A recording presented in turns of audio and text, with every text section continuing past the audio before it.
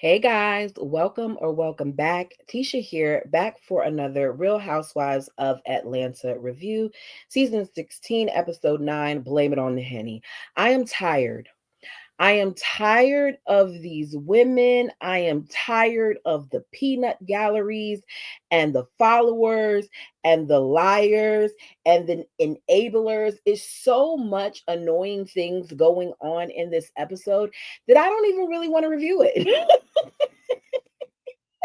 I find myself getting to the point where when it comes to Real Housewives of Atlanta, I'm not going to be as detailed. So if there's something that I leave out that you want to talk about, feel free to put it down below. We begin the episode back in the A. We get a split screen of Cynthia catching up with Shamia and Kelly, then Cynthia catching up with Angela, then Cynthia catching up with Portia. She very much so is helping storylines to move along. She seems to be doing more work than some of the actual cast members. I'm just saying. So both parties are, or I should say all three parties, are telling their various stories. Shamia lets it be known that Britt shared that Charles cheated and had a baby on Angela, while Angela shares that Portia said that she should F Charles. While Portia, of course, claims to Cynthia that she doesn't remember it. Portia is a liar. She says that she's never effed anyone else's husband, even though we know that she has. Because if I remember correctly, and you all let me know down below, but didn't they get engaged before the divorce was even final? So, Portia, whatever way you want to put it, if that divorce wasn't legal, if it wasn't signed in the docket, if according to the state of Atlanta, they thought that that man was still married, then he's still married. This revisionist history that she has is getting on my nerves. So apparently, Shamia texts Angela, but Angela doesn't have time for the fake crap because in the text, she told Angela, Angela told Shamia that after her disrespectful behavior towards her and Charles, there is nothing more to say to her. She said other things, and we get a fast forward button as Shamia is reading the text message. She says it's a fake behind sisterhood, that their morals and values don't align. I'm with Angela on that. You all sat around and laughed and talked about that lady. And then the moment that she confronted you all, most of y'all got mute or you laughed about it after she was out of your face. So I'm with her in that. Cynthia invites all of them to her Bailey Q that normally is around 4th of July, but this time it's going to be for Juneteenth. So we see Kelly is throwing yet another event. This time it's for her dog. She's having a party for her fur baby. I think it's Chi Chi Cha Cha in the park. Britt shows up with Mimosa. There's other dogs there as well. We see that there is a dog entertainment section with an actual dog that is trained that is doing tricks and things of that nature. So Britt and Kelly step away. Britt tells her that her mom's house is currently under contract, that her sister Cher is going to come help her and her mom pack. We're reminded of the dinner that they had as sisters. And if you all remember, it's the one that Mike kept interrupting, where Cher was saying that how she would like to be able to hang out with her sister without always having to have Mike around. And while she's saying that, Mike is texting and things of that nature, telling the girl she needs to come home, even though she's just out with her sister. Yeah, that dinner. She said since the whole Kenya thing, because we got to bring up Kenya in every episode, since the whole Kenya thing, they've gotten closer. But her two sisters are still beefing. We get to the house. We find out from the mom that it was built around 2014 and that her father was not even in the home a year before it passed. We see them looking through photo albums and beginning to pack up certain things. Her grandmother is there as well. Her mother can't understand, not her mother, her sister Cher, because the other one doesn't come. I think her name's Tierra. Her sister can't understand why they can't just have one home to come to. Like, why is it that her mother is selling this? And Britt's like, I get what my sister is saying because I too thought this would be something that we can keep in our family and it would just get passed down from generation to generation. Whereas now with her selling it, that's not the case. But with my father being gone, things are just different. She's tired. So Britt says since her father's passing that they have not been as close as a family as they used to be. We find out that her mother has been with her. I don't know if they all have the same father because they don't look anything alike to me, but I'm going to assume that they do. So I'm just going to say their father since she was 17, and she just does not want to be in that empty house anymore. The fact that she did it for as long as she did, I'm surprised. There's a lot of people that would have downsized or would have wanted to leave because of the memories there. But I guess because, as she said, he wasn't even in there for a year, it wasn't as hard for her. I'm not quite sure. So Sherry can't believe that her mom has given away all her father's stuff because she's looking in cabinets for certain things, and I guess she's noticing that certain things of his are gone. While her mom is shouting, "You talking about how dare I give away his stuff? How dare he leave me?" That's a whole nother situation. I do not think that they have properly grieved. I think a lot of them are struggling in their own ways. People handle grief in different ways. And I was listening to this situation and I just kept saying to myself, they're all at different stages. And I think some are in more, I don't know. I don't want to say one person is grieving more, but it's like more of a weight is on some than others. So we see that Britt calls her sister Tiara. Tiara answers, says she couldn't be there, she's sorry. Next thing you know, Sherry is crying because Tiara doesn't answer her phone calls and things of that nature. And Britt tells us how raw Sherry's grief is versus the rest of them that have kind of adjusted in different ways.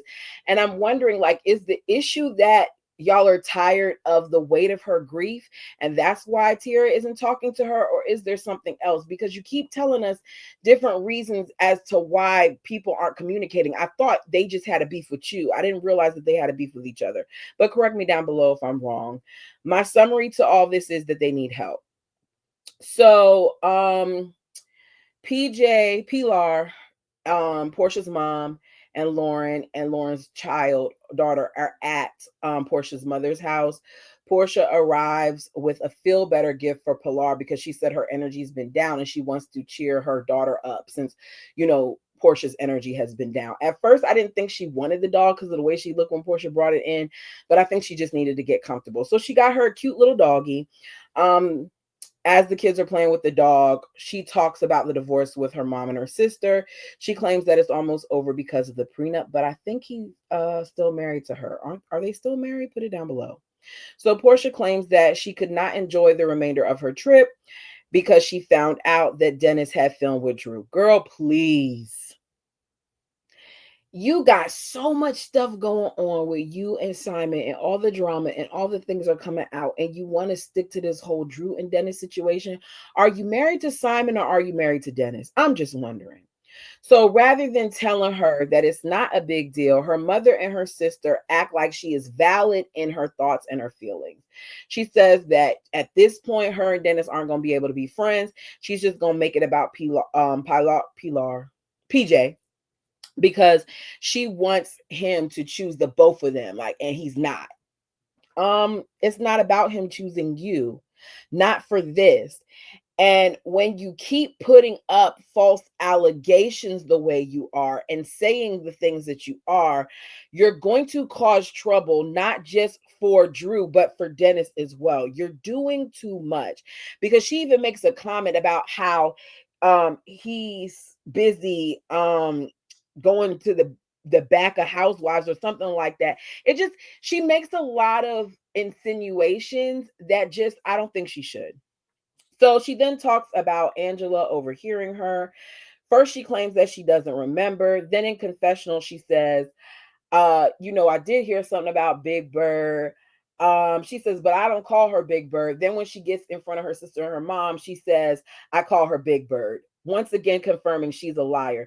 Just because you laugh about it doesn't make it cute. So Shamia is back with Shadina, her surrogate.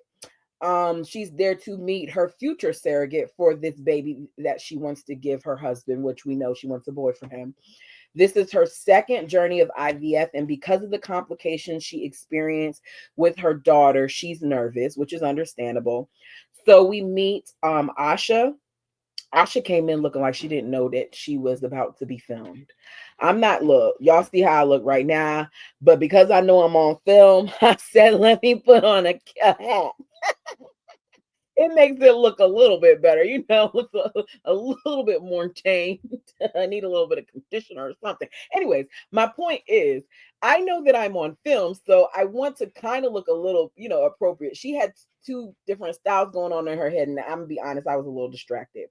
But we find out that they've previously had discussions and they've already, oh Lord, this thing done skip me up. This is what I get for talking junk. They previously had discussions and they have already done all of her testing and things of that nature. So she looks on the up and up. At this point, the only thing that they need is a sign off from legal. So Shamia calls Gerald on FaceTime. They have a pleasant conversation. He's like, "Oh, you ready for this?" Da, da, da. She's like, "Yeah, let's get it going." I already told y'all how I feel about this situation. I hope that this isn't just something that Gerald wants. I hope that Shamia wants it too. And I hope that she is prepared. They have a lot of money, but I hope she is ready to pour into all of her children. Because when you have a child that has additional abilities where there's some things that they may need assistance on and things of that nature, it does sometimes take the focus off of of one child, because you have to make sure that you're there for the other. And I'm not knocking it, trust me, I understand. I have people in my family, of varying things, but my point is, make sure that you can be present for all kids, because adding a third changes the dynamic. So we see Angela and Charles, they're working out. He's her trainer. She fills him in on Nashville, and she lets us know that Charles often plays devil's advocate. Charles likes to pick the whole opposite end of what she says, which, I mean, call me out and let me know, but it seems like he was kind of siding a little bit with Portia. So she says Portia was upset that she invited Drew. He says he gets it. She shouldn't have invited her. Angela lets him know that Britt was speaking for Portia. Charles says she has a big mouth. Portia can speak for herself.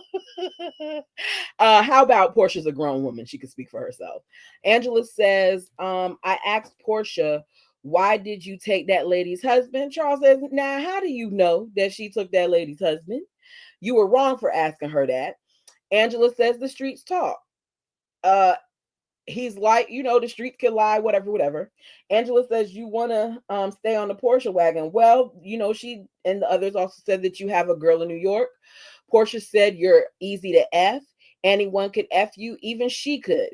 And Charles isn't trying to hear all that. What he wants to know is if she believes it or not. I'm not really sure about his response. I feel like they're really, really trying to lean into this he's still currently cheating on her thing. Maybe he did at one point. I don't know if it's still a thing.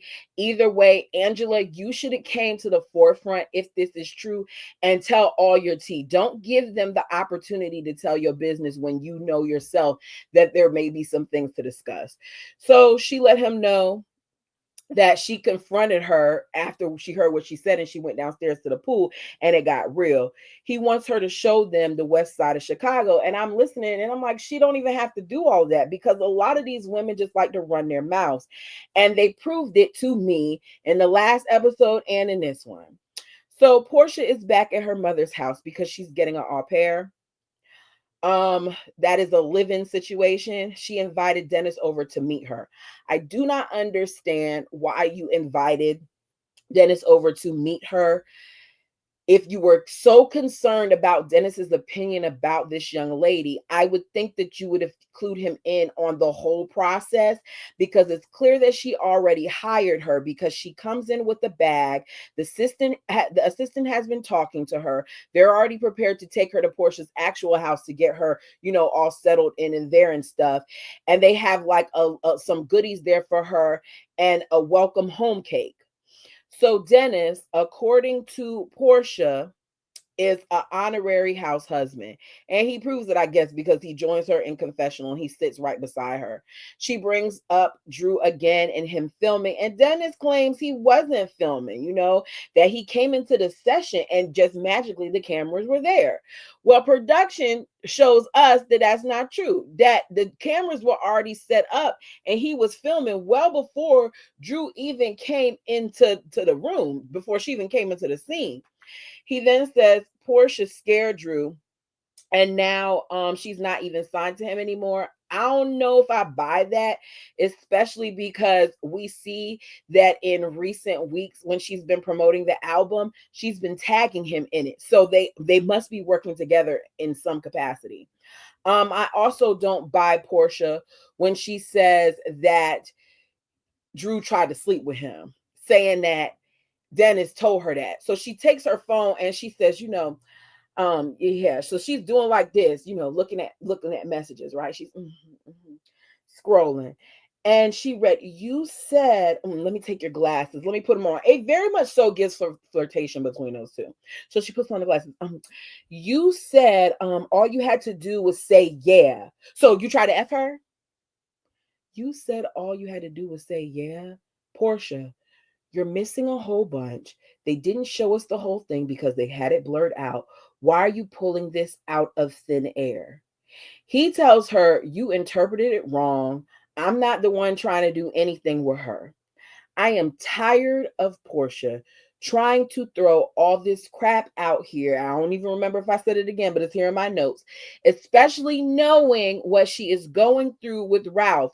Ralph is going to use any little thing that is said on this program against Drew, whether you like it or not. Whether you are Team Drew or Team Ralph, like, come on, Portia, that's not cool.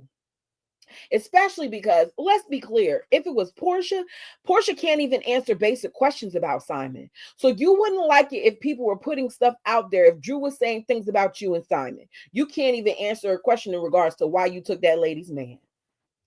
So they flirt a little bit. She calls him brother. He says he can't go out like that and scene. So it's time for the Bailey Q, and it's raining. The prophet Tasha. Now, and the thing is that intuitive something, but Cynthia's calling her a prophet. I don't like to really use that word if it's not true. So I'm going to just say Tasha. Tasha arrives and she gets started right away. She tells Britt that she's chosen other people for so long. It's time to choose herself, especially when it comes to her business. That's when we find out that she's putting her agency on pause. I'm putting my agency on pause because I'm focusing on my shapewear and lounge, and it's called Bare Naked. There's a lot of naked going on. We got Go Naked, now we got Bare Naked. The naked is naked, and I wonder if Portia's going to like the fact that she's using something called Bare Naked. I'm just saying. So Kelly walks in. Oh, she must like it because they're friends. Kelly walks in with her publicist and some beautiful sunflowers.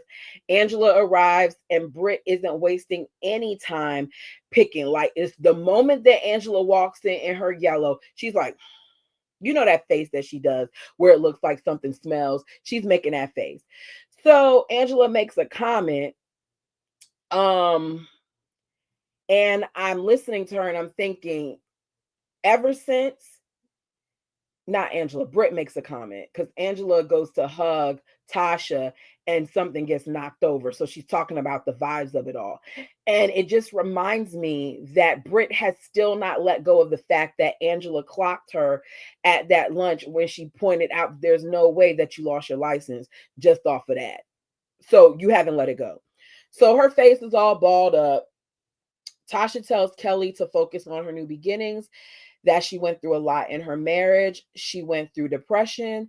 She says he stole your car to be vindictive to you. And this makes her a believer because she says nobody knew about this other than Britt. But for her 10-year anniversary, he gifted her with a G-Wagon. And then what he did was, I don't know if he got mad or if it was because of divorce, but he sold it. So she gets to Angela and she tells her, you and your spouse need a vacation or something. You guys are too comfortable.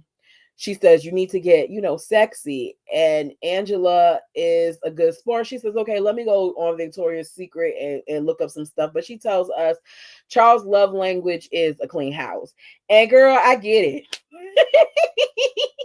That's not even a love language, but yeah, I love a clean house too. Sign me up. If I walk in and I see a clean house, oh, what you what you want me to do? You want me to cook for you in this clean house? No problem. But a dirty one, don't kiss me. Why your kitchen look like this?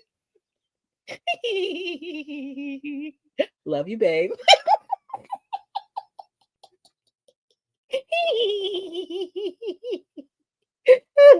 Okay. All right. Um, so then she says something like he has his eye on something like a Porsche, and that's when Shamia says, "You know, I'm so petty," and she starts laughing, and she says, "A Porsche, right? Not a Porsche." Cynthia says, stop it," as the other ladies are laughing. For Shamia, 2025 is money making time. She of course sings. She tells her it's also important to lay low. So Portia walks in, sits next to Angela, and Angela says she's not getting nothing from me because Portia speaks. Angela kind of does like a huh, and she says she's not getting anything from her until they address Nashville. Tasha tells Portia after it's all said and done that there may be a point with her and Simon where they could be friends. Um, Drew arrives. Kelly says, "Oh, you got to be careful with her because she's an actress." Tasha cuts her off and tells her, "Drew, I'm going to talk to you private." Whether you believe in what Tasha does or not, Tasha was smart because that group of women is not a safe space for Drew to have any type of vulnerable situation. She says, "I know that Drew does not want to share." And Drew agrees. And she says, "Yes, probably not in front of certain people." So Portia, of course, has a problem with this. And she tells us that Drew is extra and she wants Drew to tell lies in front of everybody. Like Drew's okay with telling lies in front of everybody, but she wants the truth in private. I just feel like Portia doesn't realize that we watch her because Portia, you're a liar too. You lied about a whole bunch of things from multiple seasons. So don't come here now acting like you didn't. Portia used to be one of my favorites, you guys, but season after season, I just stopped liking her because although she is beautiful and she has a good personality and I could get a good look laugh off of her, she's not anyone that I would trust. I look at the way that she is with Shamia and the way Shamia kisses her butt and how she's so quick to just like fan Shamia off. I look at how she is treating Drew. Yeah, Drew might have messed up as far as filming with Dennis, but it's not this deep. And I just feel like there's things that aren't being said, and you're using this as a storyline. So Kelly wants to know how Angela is. Angela says, I'm in need of a good vibe. She's talking to Kelly. Kelly, who's sitting right beside her. Britt is sitting on the opposite part of the couch, maybe a couple people down, but it's like diagonally across from her. And Brett starts to go at her, and she says, "You receive what you give. Do you not?" She's doing her. "Do you not read the words that are coming out of my mouth?" Angela says, "I should be able to read the words coming out that big mouth." Britt tells her, "You sound like you need to use that mouth more often. You sound like you need to use that mouth more often." Angela says, "Oh, girl, I do. Not as much as yours, though, with them stretch marks around it." So Britt is standing up. She's like, "Girl, you got mouths on your mouth." And Britt's like, "Mouths on my mouth, stretch marks on my mouth. Where?" And she's doing all like this. So she says, "Britt, you're a whore." It's like, oh my God. Cynthia once again is saying, "Stop, stop." So Britt adds, "Maybe you should be a whore in the bedroom so you can keep your man." Ma'am, if that's all it took for people to remain faithful to one another, then we would not have to deal with much infidelity as we do. You sound really ignorant acting like a man won't cheat on a woman even if she is satisfying him in multiple ways in the bedroom. She continues by saying, "Your husband hasn't acknowledged you for the last 10 years. The world knows about that baby." And then Kelly chimes in and says, "The world knows about that baby, though. Do the world know about that baby, though?" And I was like, Kelly, just like that, I'm not a fan. I don't like it. I feel like it's unnecessary. And y'all sound like teenagers going back and forth, not women who are in their 30s, 40s, and 50s. It's tacky. Um, I'm not commenting on Shamia acting like if she found out that Gerald had a baby on the side, that she would just be fine with it and immediately want to take the baby in.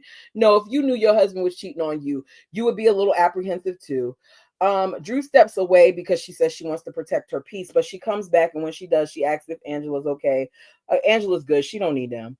But the pileup is getting old. Then Cynthia asks questions about Juneteenth. We're reminded that Portia thought that the Underground Railroad was an actual, railroad and a train going through it. The ladies get to eating. The food looks good. I would have much more seen more of the food and the other people at the party than all this mess. Cynthia summons Portia and Angela to a different room to talk with one another. It's real surface level, if you ask me, because Portia didn't own up to her stuff. Angela says, I invited Drew. I thought you understood my intentions. After that, I felt attacked. Portia says, it's not about Drew anymore. It's about, what happened with us. Angela says, well, what happened at 3 o'clock in the morning? Was that not about me? And Portia's like, what you walked up on was, a complete after party. She says something completely different than what happened. Angela says, I heard what you said. And you said something about effing Charles, Portia. She continues to say that that's not what she said. She then tells us it was just a stupid comment, but she thought that she was just having a comment with her friends. She didn't know that Dumbo was up there listening with her big old ears to everything, because you did say it and you said it. But she's like, but since she was, I'm sorry. So they both end up apologizing to each other for maybe offending one another for what was said about each other's husbands. I think, Angela, you better leave Portia where she's at. They hug. While Brittany is outside, Angela has a lot of issues that she needs to deal with in her marriage. Britt, focus on you. Focus on you and yours. You talking about how Kenya always worried about people's marriages. It seems like you are too.